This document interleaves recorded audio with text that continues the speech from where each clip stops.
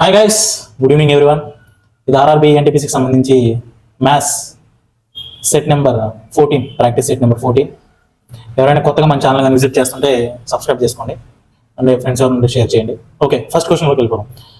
First question, from the top of a building 60 meter high, the angle of depression of the top and the bottom of a tower are 30 degrees and 60 degrees respectively.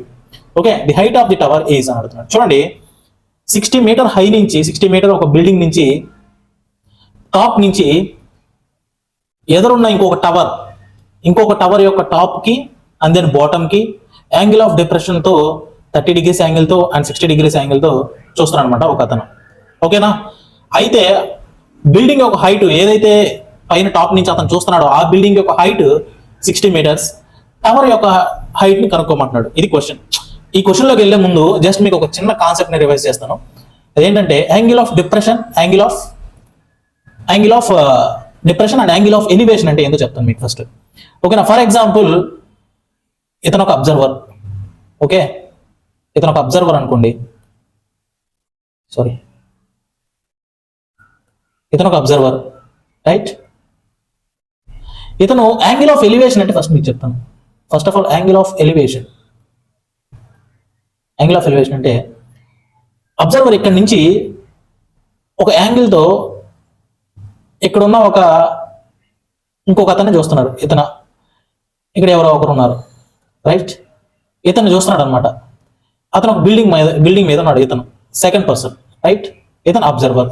Okay, ఈ horizontal లైన్తో ఇతను చూస్తున్నాడు కదా, ఈ straight లైన్తో ఏర్పడే angle ఇదే angle of elevation. For suppose అదే observer అతని కంటే కింద ఉన్న ఇంకో పర్సన్ చూస్తున్నాడు సమ్ హైట్ నుంచి, రైట్? ఓకేనా? ఇది హారిజాంటల్ లైన్తో ఇతనికి హారిజాంటల్ గా ఉన్న లైన్తో ఏర్పడేది యాంగిల్ ఆఫ్ డిప్రెషన్.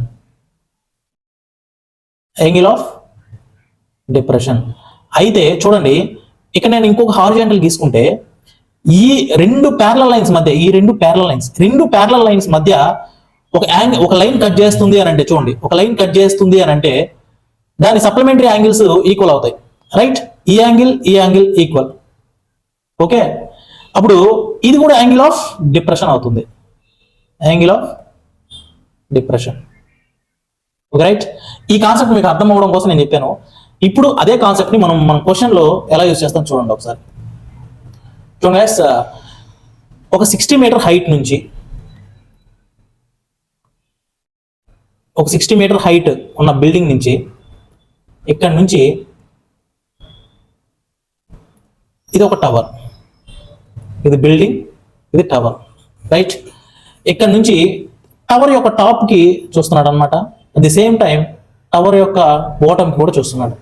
నేను చెప్పాను కదా, యాంగిల్ ఆఫ్ డిప్రెషన్ అంటే ఏంటి? ఇక్కడ నుంచి మనం చూస్తుంటే యాక్చువల్గా యాంగిల్ ఇది అవ్వాలన్నమాట. ఇది 30 అవుతుంది, ఇది 30 అవుతుంది, ఇవి మొత్తం 60 అవుతుంది. అది నేను ఇక్కడ హారిజాంటల్ తీసుకుంటే చూడండి ఒకసారి జాగ్రత్త చూడండి. నేను మీకు ముందు చెప్పిన ఎగ్జాంపుల్తో కంపేర్ చేసుకుని చూడండి, మీకు అన్ని క్లియర్గా అర్థమవుతుంది. ఇక్కడ 30 అయితే ఈ లైన్ కట్ చేస్తుంది కదా, రెండు ప్యారల్ లైన్స్ ని. అప్పుడు ఇక్కడ కూడా 30 కదా. మీరు చూడండి, క్లియర్గా అర్థం చేసుకోండి. నెక్స్ట్ టైం ఇలాంటి క్వశ్చన్ వచ్చినప్పుడు మీరు ఇబ్బంది పడకూడదు, రైట్? ఇది 60 అయితే అప్పుడు ఇది కూడా 60 అవుతుంది కదా. ఓకే, ప్రాబ్లం వచ్చేసింది మనకి, ఇంకేం లేదు. ఇది 60 meter బిల్డింగ్ హైట్.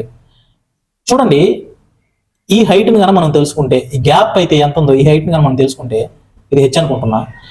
ఈ 60 meterల నుంచి హెచ్ మీటర్స్ తీసేస్తే మనకు బిల్డింగ్ ఒక హైట్, టవర్ ఒక హైట్ వచ్చేస్తుంది కదా. టవర్ ఒక హైట్ వచ్చేస్తుంది కదా. అదే మనం ఇప్పుడు చేయబోతున్నాం. చూడండి, tan 30 degrees. చూడండి ఈ డయాగ్రామ్, ఇది ఏ అనుకుంటున్నా, ఇది బి అనుకుంటున్నా, ఇది సి అనుకుంటున్నా. ఇది బి అంటే ఇక్కడ బిల్డింగ్ అనండి, ఇది బిల్డింగ్, ఈ బి వచ్చి బిల్డింగ్. ఓకే, ఇక్కడ వచ్చి ఈ అనుకుంటున్నా, ఇక్కడ వచ్చి ఎఫ్ అనుకుంటున్నా, రైట్? చూడండి, ట్రయాంగిల్ మీకు అర్థమవడం కోసం నీట్గా చెప్తున్నా, జాగ్రత్తగా వినండి. Triangle ABC, from the triangle ABC tan theta is equal to opposite by hypotenuse, opposite by adjacent కదా. ఆపోజిట్ ఎంత అండి? tan 30 degrees. tan 30 degrees is equal to opposite ఎంత? h డివైడెడ్ బై అడ్జసెంట్ ఎంత? ఏదో తెలియదు మనం ఏ అనుకో. ఇది ఏ అవుతే ఇది కూడా ఏ అవుతుంది కదా, h by a. First equation. Right 1/tan30 అంటే 1/√3 ఈజ్ ఈక్వల్ టు h/a. ఇది first equation. From the triangle AEF నుంచి tan60 degree is equal to opposite 60 divided by adjacent a, right? Therefore √3 is equal to 60 divided by a. Divide 1 divided by 2 equation is equal to 1/√3 by √3 1/3 is equal to ఏమవుతుంది h/60. Therefore 3 1s are 3 20s are h is equal to 20 meters, right? h is equal to 20 meters.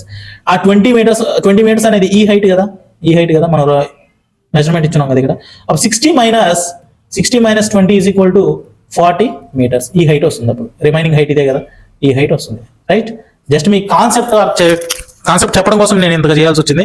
ఇలాంటి concept ఉన్నారంటే next వచ్చి question మీరు ఈజీగా చేయగలరు. Okay, చూడండి next question. ఇక్కడ చూడండి x/y is equal to 3/4 అని అన్నాడు, right? x/y is equal to 3/4. నేనేమనుకుంటా, x is equal to 3k అనుకుంటాను, y is equal to 4k అనుకుంటాను, రైట్? ఇప్పుడు తీసుకెళ్ళి ఈ ఈక్వేషన్ లో సబ్స్టిట్యూట్ చేస్తాను. ఏమొస్తుంది అప్పుడు? x into 3k plus 3 into y is equal to 4k ఈస్ట్ కాబట్టి divided by, okay, 4 into y means 4k minus 4 into x means 3k, right? That is equal to 4 into 3 into 4 24k divided by 16 minus 12 4k, right? Therefore 6/1 answer is 6:1. Fourth option is correct. Okay, next question guys. ఈ question చెప్పే ముందు మీకు BODMAS rule అని ఒకటి చెప్తాను. BODMAS ఈ preference లో మనం ఫస్ట్ ఈ విధంగా మనం ప్రిఫరెన్స్ ఇవ్వాలి. చూడండి, బి మీన్స్ బ్రాకెట్, నోట్ చేసుకొని మీకు నెక్స్ట్ సింప్లిఫికేషన్ యూజ్ అవ్వచ్చు. బ్రాకెట్ మీన్స్ ఈ విధంగా ఉండొచ్చు, ఇలా ఉండొచ్చు, నెక్స్ట్ ఇలా కూడా ఉండొచ్చు, right? Next O means of, OF of. వీటికే ఫస్ట్ మనం ప్రిఫరెన్స్ ఇవ్వాలి. దాని తర్వాత ఇవన్నీ లైన్లో ఉన్నా కూడా ఫస్ట్ వీటి ప్రకారంగానే మనం ప్రిఫరెన్స్ ఇవ్వాలి, ఓకేనా? ఈ ఈక్వేషన్ సింప్లిఫై ఈక్వేషన్ లో కూడా బి అంటే డివిజన్, మీ అందరికీ తెలుసు. ఇంకా ఎం అంటే మల్టిప్లై, ఏ అంటే అడిషన్, ఎస్ అంటే సబ్స్ట్రాక్షన్, మీకు తెలుసు ఇంకా, రైట్? ఇప్పుడు ఆ క్వశ్చన్ ని మనం ఇక్కడ దీన్ని బేస్ చేసుకొని మనం ఈ రూల్ ని బేస్ చేసుకొని మనం ఈ క్వశ్చన్ చేద్దాం. చూడండి ఒకసారి 0.4. ఫస్ట్ ఆఫ్ ఆల్ ఈ పర్టికులర్ చూడండి 0.4 into 1/2, 2 1s are 0.2 times, right? ఇప్పుడు 2.2 ఉంది, తర్వాత ఇంటూ ఉంది, వేసాం. 0.2 ఇక్కడ ఏముంది, డివైడెడ్ బై. మనం ఏం చెప్పాం, ఇంటూ కి డివైడెడ్ బై డివిజన్ ఉంటే ఫస్ట్ మనం దేనికి ప్రిఫరెన్స్ ఇవ్వాలి? డివిజన్ ప్రిఫరెన్స్ ఇవ్వాలి. కాబట్టి ఫస్ట్ డివిజన్ ప్రిఫరెన్స్ ఇస్తాను. 0.2 క్యాన్సిల్, 2.2, రైట్? మిగిలింది కదా 2.2 మిగిలింది మనకు. ఈ టర్మ్ లో 2.2 మిగిలింది మనకు, రైట్? మైనస్ నెక్స్ట్ ఈ టర్మ్ మనం చేయాలి, ఓకేనా? చూడండి, ఇంటూ ఫస్ట్ బ్రాకెట్ కి ప్రిఫరెన్స్ ఇస్తాం మనం, బ్రాకెట్, రైట్? తర్వాత ఇంటూ. ఫస్ట్ బ్రాకెట్ కి ప్రిఫరెన్స్ ఇవ్వాలంటే మనకి ఈ రెండు తెలియాలి కదా, అవునా కదా? ఈ రెండు సబ్ట్రాక్షన్ డిఫరెన్స్ తెలియాలి కదా. ఇప్పుడు 0.2 ఇంటూ 0.2 ఏమవుతుంది? 0.4. చూడండి, 1/2 into 4 1.04 minus 0.4. 0.2 into 0.2 0.4, right? 2.2 minus 2 1s are 2 times, ఇక్కడ కూడా 1 వస్తుంది. therefore 2 into 1 that is equal to 2.2 minus 2 is equal to 0.2. ఇక్కడ మీకు ఇంటూలో ఉంది కాబట్టి 2, నో ప్రాబ్లం, ఓకే? అదే కానీ ఇక్కడ బ్రాకెట్ బదులు డివిజన్ కానీ ఉండిందంటే ఫస్ట్ మీరు దీన్ని డివైడ్ చేయాలి. దీంతో 4తో డివైడ్ చేసిన తర్వాత మీరు ఆన్సర్ చేయాలి. ఇక్కడ నేను క్యాన్సిల్ చేసిన లక్ష్యలేము అప్పుడు, ఓకేనా? So next question. When 5 men can build a wall in 12 days, right? To build a wall 50% more than the original wall in 10 days, the number of men required is అని అడుగుతున్నాడు. చూడండి, 5 మగవారు కలిసి ఒక గోడని నిర్మిస్తారు 12 రోజుల్లో. అయితే ఆ గోడ కంటే ఇంకొంచెం, దానికంటే సగం 50% కదా, దానికంటే సగం ఎక్కువ ఉన్న గోడని 10 రోజుల్లో నిర్మించడానికి ఎంతమంది మగవారు కావాలి అని అడుగుతున్నారు. అది క్వశ్చన్. ఇక్కడ డైరెక్ట్ ఫార్ములా చూడండి, దీనికి మీరు అంత రిస్క్ చేయాల్సిన అవసరం లేదు. m1 into d1 divided by w1 is equal to m2 into d2 divided by w2, right? Here m1 means 5 into d1 means 12, right? Divided by w1 w2 అంటే ఏంటి చూడండి. w1 50% ఎక్కువ కదా, 50% ఎక్కువ అంటే 150% అని అర్థం కదా. అంటే 150% సెకండ్ వాల్ అయితే వాల్ ఈజ్ టు W1 ఎంత ఉంటుందండి 100, రైట్. దేర్ఫోర్ 3:2 అనేది వాళ్ళ వర్క్స్ రేషియో. ఇక్కడ వాల్ అనేది పనే, ఇక్కడ W అంటే నేను ఇక్కడ వాల్ అనట్లేదు మిమ్మల్ని, కానీ వర్క్ అంటే ఇక్కడ గోడ నిర్మించడమే కదా పని, కాబట్టి వర్క్ కింద కన్సిడర్ చేస్తుందండి. ఓకేనా. ఇక్కడ W1 ఎంత 2 parts 2, that is equal to M2 అంటే అది మనం తెలుసుకోవాల్సింది M2 ఇంటూ D2 అంటే 10 డివైడెడ్ బై W2 అంటే 3, right. 2 1s are 2, 6 are 5 1s are 5, 2s are, right.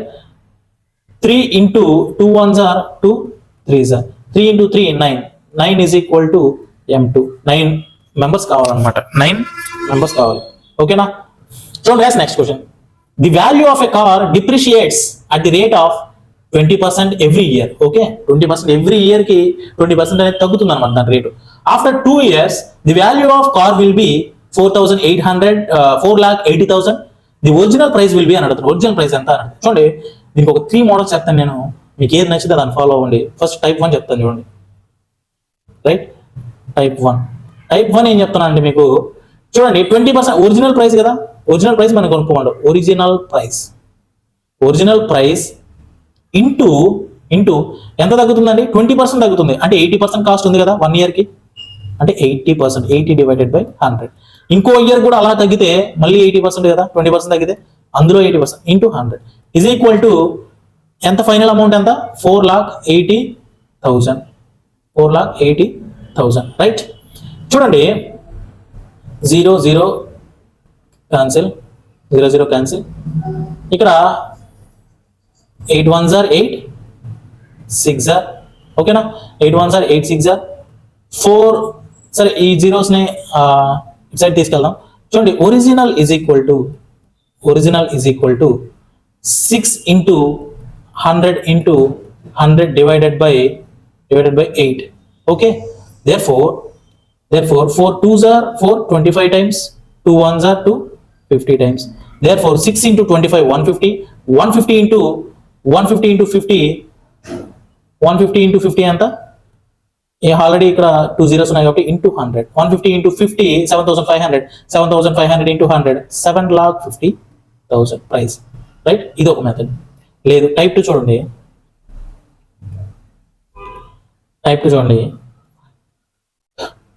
4 by చూడండి, original is to selling price, right. Selling price first ఇయర్కి ఎంత అండి, 20% డిక్రీజ్ అయింది. అంటే first year 5, second year 4, right. అలాగే first year 5 అది 4కి డిక్రీజ్ అయింది దాని కాస్ట్ ప్రైస్, దాని సెల్లింగ్ ప్రైస్. అలాగే సెకండ్ ఇయర్ కూడా సేమ్ కదా, సేమ్ హ్యాపెండ్ కదా. ఓకే, 4 into 4 ఎంత అండి 16, 5 into 5 25, 16 parts ఎంతకి ఈక్వల్ 4,80,000కి, రైట్. అంటే అప్పుడు 16 parts 4,80,000 అంటే 25 parts ఎంత అవుతుంది 7,50,000. ఓకేనా. ఎందుకంటే 16 1 times 16 30 times 30,000 times 30,000 into 25 7,50,000, right. ఇది టైప్ 2. ఓకే, టైప్ 3 చూడండి.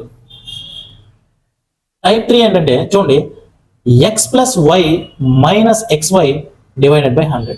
డిప్రిషియేషన్ వచ్చిందంటే ఒక 2 years డిప్రిషియేషన్ లేదా 2 years డిప్రిషియేషన్ వచ్చిందంటే ఈ ఫార్ములా యూజ్ చేసుకోండి. చూడండి, x అంటే ఏంది ఇక్కడ 20 plus 20% minus 20 into 20 divided by 100, right. Therefore 40 minus 3, 40 minus 4 36. ఓకేనా. 36% తగ్గిందనమాట. అప్పుడు 64%కే కదా కూడా ఉండాలి. అప్పుడు 64% ఈజ్ ఈక్వల్ టు ఎంతకి ఈక్వల్ 4,80,000కి ఈక్వల్. ఓకేనా.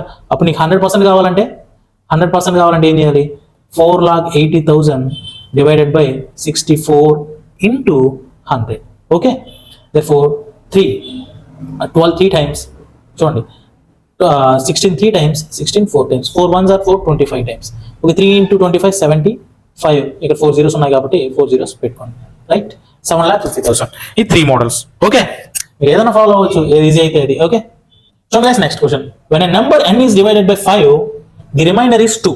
Okay, when n square is divided by 5 the remainder will be అని అడుగుతున్నాడు. Reminder will be first of all number మనం రాసుకుంటాం. నెంబర్ ఎలా రాసుకోవచ్చు చూడండి. ఫస్ట్ చూడండి, n square, n is equal to 5 into దానికి ఒక కోఎఫిషియంట్ ఉండాలి కదా. ఆ కోఎఫిషియంట్ మనకు తెలియదు ఇక్కడ. డివైడర్ మాత్రమే మనకు తెలుసు. ఓకేనా, ఇదేంతో భాగిస్తున్నాం మాత్రమే తెలుసు, మనకు కోఎఫిషియంట్ తెలియదు. కోఎఫిషియంట్ని నేను ఒక d అనుకుంటాను. ఓకేనా, ప్లస్ రిమైండర్ ఎంత 2. ఓకే, ఇక్కడ వరకు క్లియర్ కదా. 5తో డివైడ్ చేస్తే రిమైండర్ 2 వచ్చింది అని అంటున్నాడు. రిమైండర్ 2 వచ్చింది, ఇది ఫస్ట్. ఇప్పుడు n స్క్వేర్ని కదా మనం n స్క్వేర్ని మళ్ళీ 5తో డివైడ్ చేస్తే రిమైండర్ ఎంత వస్తుంది అని క్వశ్చన్ అడుగుతున్నాడు. ఇది ఫస్ట్ ఈక్వేషన్. నేను నెంబర్ని ఎలా రాస్తాను చూడండి ఒకసారి. Number is equal to, any number is equal to, okay, divided by ఏంటది, divisor into coefficient plus remainder. Okay, ఇది డివైడెడ్ అంటారు నెంబర్ని. ఓకేనా, దీన్ని బేస్ చేసుకుని నేను అది రాశాను. ఒకసారి జాగ్రత్తగా చూడండి, దీనికి షార్ట్ కట్ కూడా చెప్తాను నేను, ప్రాబ్లం ఏం లేదు. చూడండి, ఇప్పుడు దీన్ని స్క్వేర్ చేస్తే ఏమొస్తుంది చూడండి, n square, right, n square is equal to 5d plus 2 whole square, right. n square is equal to 25d square plus 4 plus 2 into AB, a plus B whole స్క్వేర్లో ఉంది కదండి. 2 ఇంటూ ఏబి అంటే 20, అంతే కదా, 20d. Therefore 25d square plus 20d plus 4, right. ఇక్కడ 5 common తీస్తాను నేను ఈ రెండు టర్మ్స్ లో నుంచి. 5 కామన్ తీస్తే 5d square plus 4d plus 4. ఇప్పుడు డివైడెడ్ బై 5తో డివిజన్ చేయండి, అదే కదా క్వశ్చన్ ఇక్కడ. ఇప్పుడు 5తో డివైడ్ చేస్తే రిమైండర్ ఎంత అంటే 5 క్యాన్సిల్ అవుతుంది, రిమైండర్ ఎంత ఉంది ఇక్కడ 4 ఉంది. కాబట్టి 4 ఇస్ ది కరెక్ట్ ఆన్సర్. అలా కాదు అని అనుకుంటే డైరెక్ట్ మీరు రిమైండర్ ఏదైతే ఇచ్చాడో దాన్ని స్క్వేర్ చేసి డివైడెడ్ బై 5 వేయండి, మీకు అదే ఆన్సర్ వస్తుంది. ఇప్పుడు చూడండి, 2 స్క్వేర్ బై 5, అప్పుడు రిమైండర్ ఏమవుతుంది 4 అవుతుంది. లేదు ఇంకొకలాగా చూడండి, ఇంకొకలాగా ఏం చేస్తారనంటే ఫస్ట్ మీకు రిమైండర్ 2 రావాలంటే n ఏమై ఉండాలి, 7 అనుకోవచ్చు కదా. 7 బై 5 ఎంత, రిమైండర్ 2, రైటా. రిమైండర్ 2 రైటే కదా. అలాంటప్పుడు దీన్ని స్క్వేర్ చేసుకోండి. అప్పుడు 7 తీసుకున్నారు కాబట్టి మీరు స్క్వేర్ చేస్తే ఏమవుతుంది, n స్క్వేర్ని 49 అవుతుంది. అప్పుడు బై 5 వేస్తే రిమైండర్ ఎంత వస్తుంది, 4 వస్తుంది. నేను 7 తీసుకోవాలా 12 తీసుకోకూడదు అంటే తీసుకోవచ్చు. రిమైండర్ 12 వచ్చేలాగా నువ్వు ఏదైనా తీసుకోవచ్చు. బై 12 బై 5 వేసుకోండి, రిమైండర్ ఎంత దగ్గర 2. 12 స్క్వేర్ చేస్తే n స్క్వేర్ అన్నాడు కాబట్టి 12 స్క్వేర్ చేస్తే 144. డివైడెడ్ బై 5 వేస్తే రిమైండర్ ఎంత అవుతుంది 4. ఇలా మీరు ఏదైనా వేసుకొని చేయొచ్చు. రిమైండర్ 2 రావాలి. రిమైండర్ 2 వాళ్ళ కండిషన్ సాటిస్ఫై అయ్యేలాగా మనం చేయాలి. ఓకేనా, ఇది ప్రొసీజర్ అయితే ఇది. లేదా మీరు డైరెక్ట్గా చేయొచ్చు దీన్ని. d స్క్వేర్ ఫర్ ఎగ్జాంపుల్ ఇక్కడ 3a ఇచ్చాడు అనుకోండి, 3 స్క్వేర్ వేస్తే ఎంత వస్తుంది, అప్పుడు 3 స్క్వేర్ వేస్తే 9 వస్తుంది. అప్పుడు 9 బై 5 ఏమవుతుంది, రిమైండర్ 4 అవుతుంది. అలా చేసుకుంటూ పోవాలి. Okay, so guys next question, root tan 2 theta minus 3 is equal to 0. చూడండి జాగ్రత్తగా, √3 tan 2 theta is equal to 3 ని మనం √3 into √3 రాయొచ్చు కదా. √3 క్యాన్సిల్.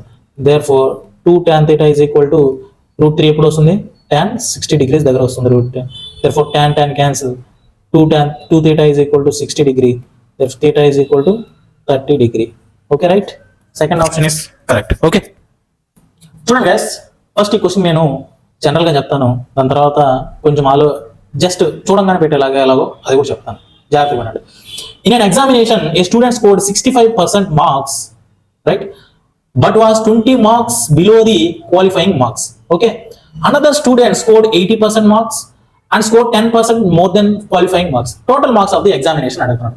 ఇక్కడ క్వశ్చన్ ఏంటంటే, ఒక అతనికి 65% మార్కులు వచ్చాయి, 20 మార్కులు తక్కువతో క్వాలిఫై కాలేకపోయాడు. 20 మార్కులు తక్కువతో, రైట్. అదే ఇంకొక మనిషికి 80% మార్క్స్ వచ్చాయి, అయితే 10 మార్కులు క్వాలిఫైయింగ్ మార్క్స్ కానీ ఎక్కువ వచ్చాయి. అయితే చూడండి, ఫస్ట్ కేసు నేను రాస్తాను చూడండి, క్వాలిఫైయింగ్ మార్క్స్ క్యూ అనుకుంటున్నాను నేను. Q is equal, first case ఏంది, 65% of the total marks, right. 65% of the total marks. ఇతనికి ఎంత తక్కువ వచ్చాయి, 20 మార్క్స్ తక్కువ వచ్చాయి. కానీ క్వాలిఫైయింగ్ మార్క్స్ ఎంత, ఇతనికి ఇంకొక 20 మార్కులు వచ్చుంటే క్వాలిఫై అయ్యి ఉండేవాడు. అంతే కదా, 20 మార్కులు తక్కువ వచ్చాయంటే 20 మార్కులు అతనికి కలిసి ఉంటే క్వాలిఫై అయ్యేవాడు. అదే క్వాలిఫైయింగ్ మార్క్స్ ఫస్ట్ కేసులో.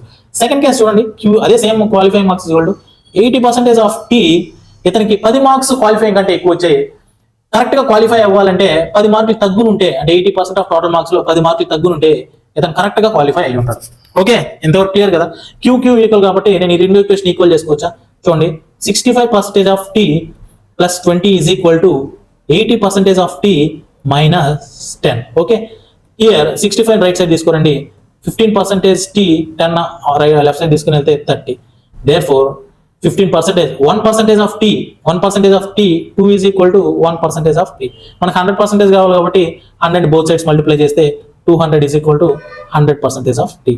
టోటల్ మార్క్స్ ఎంతకి? 200కి. ఓకేనా? ఇప్పుడు జనరల్గా చెప్తాను, మీరు జాగ్రత్త వినండి. వీళ్ళిద్దరికి చూడండి టోటల్ మార్క్స్ కనుక్కోవాలి, రైటా? వీళ్ళిద్దరికి తక్కువైన మార్కులు ఒకరికి తక్కువ వచ్చాయి, ఇంకొకరికి ఎక్కువ వచ్చాయి. ఓకేనా? ఆ గ్యాప్ మనం చూసుకోవాలి. ఫర్ ఎగ్జాంపుల్ నేను ఒక నెంబర్ లైన్ వేస్తాను చూడండి, మీరు జస్ట్ ఇది ఊహించుకుంటే చాలు, ఎక్కువేం అవసరం లేదు. చూడండి ఇది 0 అని నేను అనుకుంటున్నాను, ఒకటికేమో పాజిటివ్ 10 మార్కులు ఎక్స్ట్రా వచ్చాయి, ఇంకోటికేమో నెగిటివ్ 20 మార్కులు, -20 మార్కులు తక్కువ వచ్చాయి. జాగ్రత్తగా చూడండి, ఈ మధ్యలో గ్యాప్ ఎంత ఉందండి? 30 ఉంది కదా, 30 ఉంది, రైటా? 30 ఉంది. వీళ్ళిద్దరు మార్కులేమో 30 గ్యాప్ ఉంది. పర్సంటేజ్ ఎంత గ్యాప్ ఉంది? 80 నుంచి 15కి పర్సంటేజ్, 80 నుంచి 15కి ఎంత గ్యాప్ ఉంది? 80 నుంచి 65కి ఎంత గ్యాప్ ఉంది? 15% గ్యాప్ ఉంది. 15% గ్యాప్ ఎన్ని మార్కులకి సమానం? 30 మార్కులకి సమానం. ఓకేనా? సేమ్ ఇంకా డైరెక్ట్గా వేయచ్చు కదా. అప్పుడు 1% మార్క్స్ ఎంత అండి? 2. 100% ఎంత అవుతుందండి? 200. ఓకేనా? ఈ విధంగా చేసే కంటే మీరు కొంచెం ఆలోచిస్తే డైరెక్ట్ గా మీరు వేసుకోవచ్చు. డిఫరెన్స్ ఎంత, మార్క్స్ లోని డిఫరెన్స్ ఎంత, పర్సంటేజ్ డిఫరెన్స్ ఎంత మీరు చూసుకుంటే డైరెక్ట్ గా ఈ విధంగా నోట్ లెక్కేది, నోట్తో చేసేయచ్చు. ఈ విధంగా చేయాల్సిన అవసరం అయితే లేదు. జస్ట్ మీరు ఈ విధంగా చూసుకొని డిఫరెన్స్ మార్క్స్ ఎంత వస్తున్నాయి, ఓకేనా, అది మీరు మాత్రం కనుక్కుంటే ఈజీగా చేయొచ్చు. ఓకే, చూడండి guys, next question. In a school the number of boys and girls were in the ratio 5:7. Okay, 8 more boys were admitted during the session. The new ratio of girls and boys is 1:1. ఇక్కడ మనం boys to girls ఇచ్చాడా, girls to boys ఇచ్చాడా అని చూసుకోవాలి. 1:1 కాబట్టి ఎలాగైనా తీసుకోవచ్చు, problem లేదు. ఎందుకంటే బాయ్స్ టు గర్ల్స్ ఇచ్చినా కూడా 1:1 అనే కదా. కాబట్టి in the beginning the difference between the number of boys and that of girls is, boys కి గర్ల్స్ కి బిగినింగ్ అంటే ఏంది? 5:7 కదా. ఎన్ని పార్ట్స్ డిఫరెన్స్ ఉన్నాయి? 2 parts డిఫరెన్స్ ఉన్నాయి, రైట్? 2 parts డిఫరెన్స్ అంటే ఆ 2 parts వాల్యూ అడుగుతున్నాడు. చూడండి, ఆ 2 parts కి 8 యాడ్ చేస్తేనే కదా, అంటే ఆ 5 parts కి 8 బాయ్స్ యాడ్ చేస్తే 1:1 అయింది. అంటే 1:1 అయింది. ఇక్కడ కూడా 7 రావాలి అని అంటే 5:7. ఇక్కడ 1:1 రావాలి అని అంటే ఇక్కడ 2 యాడ్ చేస్తేనే కదా 7:7 వస్తుంది. 2 parts యాడ్ చేస్తేనే కదా 7:7 వస్తుంది. అందరినీ 1:1 అవుతుంది. అది 2 parts యాడ్ చేయాలి. ఇక్కడ 2 parts యాడ్ చేయాలంటే 2 parts ని డిఫరెన్స్ కూడా ఇక్కడ 2 parts ఉంది. ఓకేనా? బాయ్స్ కి గర్ల్స్ 2 parts ఉంది. ఇక్కడ కూడా 2 parts యాడ్ చేస్తే నీకు 7:7 1:1 అవుతుంది. 2 parts కి యాడ్ చేస్తున్నాడు, పార్ట్స్ యాడ్ చేస్తున్నాడు. కానీ ఇక్కడ బాయ్స్ ఎంతమందిని యాడ్ చేశాడు? 8 members యాడ్ చేశాడు. అంటే 2 parts డిఫరెన్స్ 8. ఇక్కడ కూడా మనకు కావాల్సిన 2 parts కాబట్టి direct 8 is the correct answer. లేదు ప్రొసెసర్ చేస్తాను అని అనుకుంటే చూడండి, boys to girls ratio 5x divided by 7x. దానికి ఎంత యాడ్ చేశాడు? 8 యాడ్ చేశాడు. ఈజ్ ఈక్వల్ టు ఎంత అయింది ratio? 1:1. therefore 5x plus 8 is equal to 7x. therefore 2x is equal to 8. 2x కదా డిఫరెన్స్. 2x or 2p ఏదన్నా అనుకోండి, parts ఏదన్నా 2x is equal to 8. No problem. ఓకేనా? ఈ క్వశ్చన్ చూడండి guys. if the difference between squares of 2 consecutive positive odd integers is 56, then the two consecutive odd integers are అని అడుగుతున్నాడు. చూడండి, ఈ క్వశ్చన్ మీకు చేయని అవసరం లేదు, డైరెక్ట్ ఆప్షన్ వెరిఫికేషన్ పోతే సరిపోతుంది. చూడండి, 225 minus 169 ఎంత? 56 వచ్చింది కదా కరెక్ట్ ఆన్సర్. 56. మీరు చూడాల్సినంత ఏం లేదు. ఆడ్ నెంబర్స్ అంటే 1, 3, 5, 7, 9. Gap should be 2, right?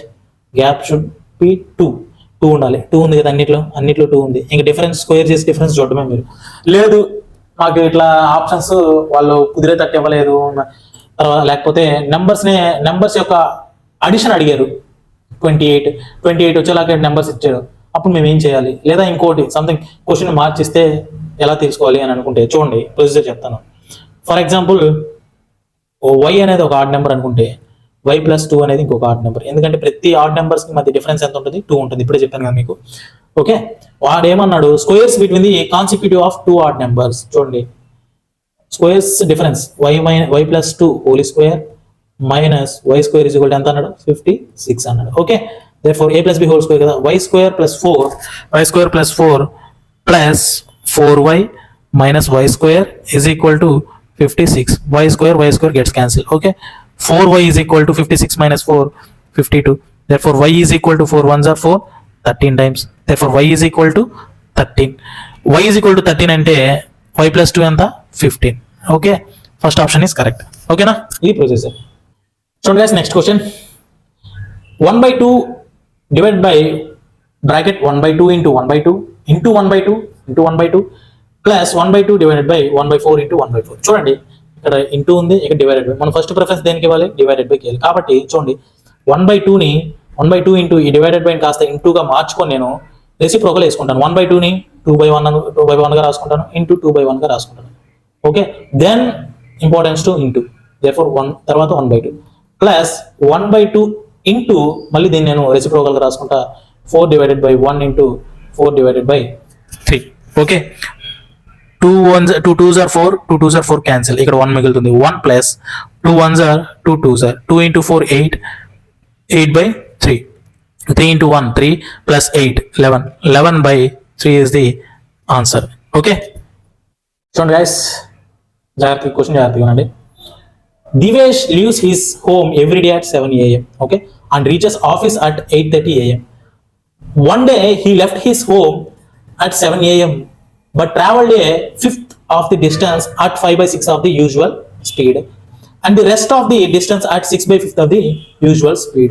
Approximately at what time did Devesh reach the office on that day? ఆ పర్టికులర్గా ఆ రోజు ఎప్పుడు వెళ్ళాడు అని అడుగుతున్నాడు. చూడండి, ప్రతిరోజు దేవేష్ అనే అతను 7 AM కి అతను హోమ్ నుంచి ఆఫీస్కి వెళ్తాడు. ఆఫీస్ ఇక్కడ ఎక్కడ ఉందనుకో, ఆఫీస్ ఎంతకి వెళ్తాడు? 8:30కి వెళ్తాడు. టైం ఎంత పడుతుంది అతనికి? ఈ gap 7 to 8:30 time is equal to 1.5, that means 3/2 hour పడుతుంది. క్లియర్ కదా ఇక్కడ వరకు? ఇక్కడ వరకు క్లియర్. అయితే నెక్స్ట్ కండిషన్ ఏంటంటే, one day he left his home at 7 AM but travelled a fifth of the distance at 5/6 of his usual speed అని అడుగుతున్నాడు. లెట్ us say ఇక్కడ నుంచి ఆఫీస్, హౌస్ నుంచి ఆఫీస్కి, హోమ్ నుంచి ఆఫీస్కి డిస్టెన్స్ వచ్చి డి అనుకుంటాం. ఓకే, స్పీడ్ వచ్చి ఏ స్పీడ్తో వెళ్తున్నాడు? యూజువల్ స్పీడ్ ఎస్ అనుకుందాం. క్లియర్ కదా ఇక్కడ వరకు? ఇక్కడ అతను ఏం చేస్తాడు? 1/5 అంటే ఫర్ సపోజ్ ఇక్కడ దాకా వచ్చాడు. 1/5 పార్ట్ అతను అంటే d/5 పార్ట్ స్పీడ్ ఎంత వస్తున్నాడు? 5/6 ఆఫ్ హిస్ యూజువల్ స్పీడ్ అంటున్నాడు. ఇది వచ్చి డిస్టెన్స్ అతను ట్రావెల్ చేసింది, కింద 5/6 ఎస్ అనేది అతని యూజువల్ స్పీడ్. రిమైనింగ్ చూడండి గైస్, 4d/5 అంటే 1/5 అయిపోతే 4d/5 రిమైనింగ్ డిస్టెన్స్ కదా, అది ఎంత స్పీడ్లో వెళ్తున్నాడు? 6/5 స్పీడ్లో వెళ్తున్నాడు. ఇది క్వశ్చన్. అయితే దీనికి పట్టే టైం ఎంత అని అడుగుతున్నాడు. ఇది మనం అడిగిన క్వశ్చన్. క్లియర్? ఓకేనా? చూడండి, ఇక్కడ distance divided by time, distance divided by speed. చూడండి formula, general formula, distance divided by speed is equal to time. ఇది మనకు తెలుసు కదా. ఆ ఫార్ములాలోనే ఈ రెండు కేసులో నేను అప్లై చేసి యాడ్ చేస్తున్నా ఈ రెండింటిని. ఎందుకంటే ఇక్కడ వరకు ఒక టైం పడుతుంది అతనికి, ఇక్కడ నుంచి ఇక్కడ వరకు ఒక టైం పడుతుంది అతనికి. క్లియర్ కదా? చూడండి, ఫస్ట్ పార్ట్ డిస్టెన్స్ చేస్తున్నాను. చూడండి, d/5 divided by 5/6 into S. ఇది ఫస్ట్ పార్ట్ టైం పట్టే టైం అది, plus 4/5d divided by 6/5 S. Right? Clear కదా? ఇప్పుడు క్యాల్కులేట్ చేయండి. చూడండి, 6 పైకి వెళ్తే 6 divided by 25 into d/s plus ఇది పైకి వెళ్తే 5 6 6 క్యాన్సిల్, దెర్ఫోర్ 2/3 d/s. క్లియర్ కదా? ఇప్పుడు చూడండి, d/s అనేది కామన్ తీసేయండి, d/s common, therefore 6/5 divided by 2/3, therefore 18 plus 50 divided by 25 into 375. Okay, ఇప్పుడు ఈ d/s అంటే t కదా, t అనేది 3/2, హవర్ కాబట్టి మినిట్స్లో మార్చాలి కాబట్టి అక్కడ మినిట్స్లో ఉంది కాబట్టి 1/60 ఇంటూ 68 డివైడెడ్ బై 75. ఓకేనా? ఇది మీకు క్యాల్కులేట్ చేస్తే 1 hour 21.6 minutes వస్తుంది. రైట్? ఎందుకంటే ఇక్కడ క్యాల్కులేట్ చేయడానికి కొంచెం ఇబ్బందిగా ఉంది. చూడండి, second option is correct. Just ఇది క్యాల్కులేట్ చేయండి. క్యాల్కులేట్ చేయమని చేస్తాను. 3 1s are 3, 20 times, 2 1s are 2, 34 times. Okay, 34 times. Just 3 into 1 hour 60/60 sorry into 60 వేయాలి, ఇంటూ 60 వేయాలి. ఓకే, క్యాలిక్యులేట్ చేయండి వస్తుంది. ఓకే, చూడండి guys, last question of the session. A circle touches the side BC of a triangle ABC at P అని అంటున్నాడు. చూడండి, first triangle వేద్దాం. First ABC, right? Okay, side AB and AC are produced to touch the circle at P and Q are respectively. దీని ఎంత of AQ అడుగుతున్నాడు. చూడండి, P ఒక circle ఉంది, అది BC సైడ్ని P దగ్గర టచ్ చేస్తుంది అని అన్నాడు. చూడండి, BCని P దగ్గర టచ్ చేస్తుంది. ఓకే, ఇది ప్రొడ్యూస్ చేస్తే సర్కిల్ AB అనేది Q దగ్గర, ఏసీని ప్రొడ్యూస్ చేస్తే ఇది వచ్చి ఆర్ దగ్గర టచ్ అవుతుంది. మీకు ఒక చెప్పాలి, ఒక రూల్. సర్కిల్ ఉంది, ఎక్స్టర్నల్ పాయింట్ నుంచి ఏదైనా 2 లైన్స్ దాన్ని టచ్ చేస్తే దాని సర్కంఫరెన్స్ మీద, సపోజ్ ఇది P, ఇది Q, ఇది R అనుకోండి. Therefore PQ is equal to PR అవుతుంది. ఓకే, ఇది ఒక రూల్ జామెట్రీలో. మీ జామెట్రీ చెప్పినప్పుడు నేను చెప్తాను. ఓకేనా? PQ is equal to PR. అలాగే ఇక్కడ అయ్యే కండిషన్స్ ఏవేవి ఉన్నాయో చూసుకోండి ఒకసారి. ఇది ఒక ఎక్స్టర్నల్ పాయింట్, బి అనేది ఒక ఎక్స్టర్నల్ పాయింట్ అనుకుంటే BQ is equal to BP అవుతుందా? చూడండి, BQ is equal to BP అవుతుంది. ఓకే, అలాగే PC is equal to CR అవుతుందా? PC is equal to CR అవుతుంది. అలాగే AQ ఈజ్ ఈక్వల్ టు, చూడండి, ఇది ఒక ఎక్స్టర్నల్, A అనేది ఎక్స్టర్నల్ పాయింట్, సర్కిల్ టచ్ చేస్తుంది కదా సర్కంఫరెన్స్ మీద, అప్పుడు AQ is equal to AR అవుతుంది. ఓకేనా? ఇప్పుడు ఉన్న కండిషన్ మనం రంపేయాలంటే ఏం లేదు, పెరిమీటర్ ఆఫ్ ఏ ట్రయాంగిల్ రాయండి చాలు, అంతే, ఇంకేం అవసరం లేదు. పెరిమీటర్ ఆఫ్ ఏ ట్రయాంగిల్ ఏమవుతుందండి? AB అన్ని సైడ్స్ ఈక్వల్ కాబట్టి అన్ని సైడ్స్ మనం యాడ్ చేసుకోవాలంటే పెరిమీటర్ ఆఫ్ ట్రయాంగిల్. నేను అలా రాస్తున్నాను చూడండి, ఇక్కడ ఉండే కండిషన్ వచ్చేలాగా మనం రాయాలి, అంతే, ఇంకేం లేదు. పెరిమీటర్ AQ అని అడిగాడు కాబట్టి AQ అని అడుగుతున్నాడు కదా. ఓకే, AQ మనకు కావాలి. పెరిమీటర్ ఆఫ్ ది ట్రయాంగిల్ మనం రాస్తున్నాం, AQ కావాలి మనకు. ఓకే, చూడండి, AQ కావాలి కాబట్టి మనకు AB ప్లస్ BCని BP ప్లస్ PC అని రాయొచ్చు కదా, BP ప్లస్ PC అని రాయొచ్చు. అలాగే ACని నేను AR మైనస్ CR అని రాస్తున్నా. ఓకే, AR మైనస్ CR ఏమవుతుంది? AC అవుతుంది కదా. ఓకేనా? ఇప్పుడు మనకు తెలుసు కదా CR is equal to PC అని. CR is equal to PC అంటే CR PC cancel.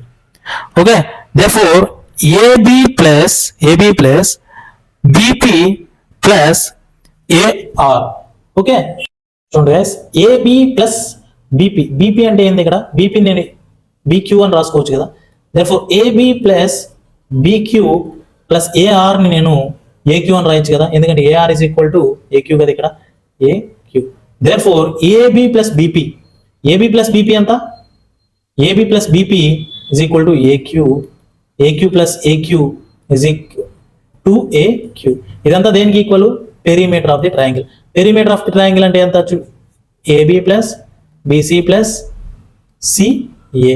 Therefore, AQ is equal to half into AB plus BC plus CA. So first option is correct answer. Okay. చూడండి guys, next question. P/Q అంటున్నాడు. ఏం లేదు, P అంటే ఎంత? 2 + √3 divided by 2 - √3. Just మనం factorisation చేస్తే సరిపోతుంది. Okay, 2 + 3 √3 divided by కింద 1 వచ్చేలా చూసుకోవాలి. 2 రేషనలైజేషన్. ఓకే, ఇంటూ 2 + √3తో న్యూమరేటర్ డినామినేటర్ మల్టిప్లై చేస్తాం, అంతే, అంతకుమించి ఏం లేదు. చిన్న question. 2 + √3. Okay, therefore a + b into a - b కింద 4 - 3, ఇక్కడ ఏమవుతుంది? a + whole square 2 + 3 + 4 √3. therefore 4 + 3 7 + 4 √3 divided by 1 is the answer. Second option is correct. Okay, ఏమన్నా డౌట్స్ ఉంటే కామెంట్ చేయండి. ఓకేనా, ఎక్స్ప్లెయిన్ చేస్తాను.